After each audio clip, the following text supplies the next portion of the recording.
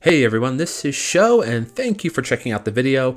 So here we are, finally, Shin Megami Tensei V has been released in Japan, coming out worldwide pretty much right now.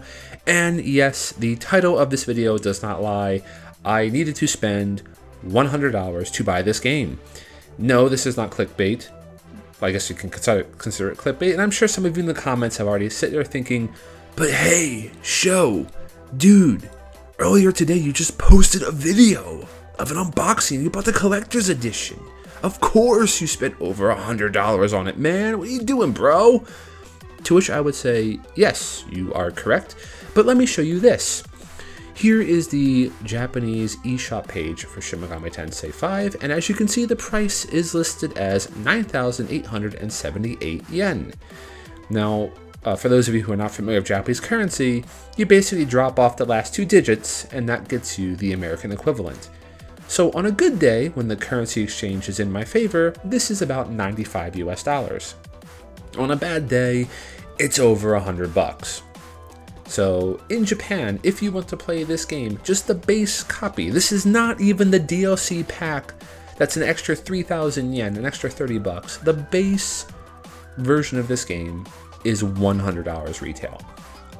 So today's first thoughts is coming from that perspective. This is a $100 game. This is not a $60 game. This is a $100 game. So let's talk about it. Let's start with the story. So the story itself plays very similar to most SMTs, right? I'm sure if you're familiar with it, you're in Tokyo, a cataclysm happens, you're in a world of demons.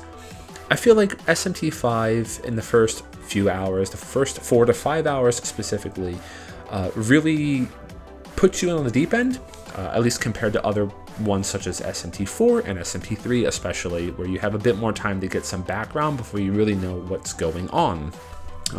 No major qualms or issues with the story. I think it's fairly typical of the nuanced plots that you get with Shin Megami Tensei. Let's talk about the audio. Audio, I think, is really good. Yeah, I don't have much to comment. There's really good tracks for the battle, really good tracks for the overworld. Honestly, nothing that I felt was too groove heavy, but again, like most SMT, it sets the mood really well for what you want to accomplish. That takes us into the gameplay and the performance, and this is where things get hard for me to talk about. Okay, gameplay-wise, the Nahobino plays really well on the overworld. It's basically like SMT Breath of the Wild, I guess. You finally have a jump button so you can explore the world, you can uncover, treasure chests, and you can jump into buildings and go through ruins, and it definitely adds a great sense of exploration, which is fantastic for the series. The battles as well, I like the new the new UI configuration. It's really, really nice. But I feel performance-wise, there's just something off with it. I kind of feel that selecting my commands in battle takes longer than it normally would. There seems to be a sort of input lag. I feel maybe it's just me. I checked my controllers and everything is up to date, but it just seems that there's just something off with it. Maybe that's just, again, my perception though. Visuals, I absolutely love the art style and the art direction of the Shin Megami Tensei series, and this is no different. It's a really beautiful game, aesthetically speaking. But in performance-wise, I guess I was expecting something more.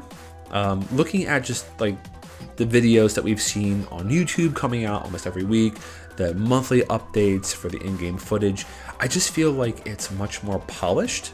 I am playing this on a base Switch, mostly in handheld mode, so perhaps if you're playing on an OLED or the OLED, it's different for you, but I still see those cracks in the character models, and I just feel this game is extremely blurry. It's almost, dare I say, it's almost like they're hiding certain aspects of the graphics behind blurring and lighting effects, if that makes any sense. Again, I kind of expected more of a crisp visual for handheld mode, or just, I guess that's asking for too much, I suppose, but yeah, I don't know. I just felt like visually it's beautiful, but it feels like there's maybe some points that are being really held back again, especially in handheld mode, which is a little bit sad. Again, I just keep talking about the blurriness that just comes to my mind, which I guess comes to the end of my little rant, which is this worth $100? Yeah, I guess. Again, it's a game we've been waiting for a long time, and I really enjoy it. I think retail in the West at $60 is perfect for something like this, but I'm kind of confused why this was so much extra.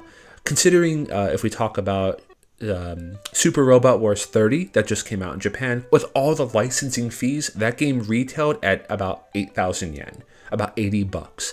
This game, even with discount pre-orders, was still more expensive than that Super Robot Wars 30, which was, again, full of licensed properties from multiple different companies.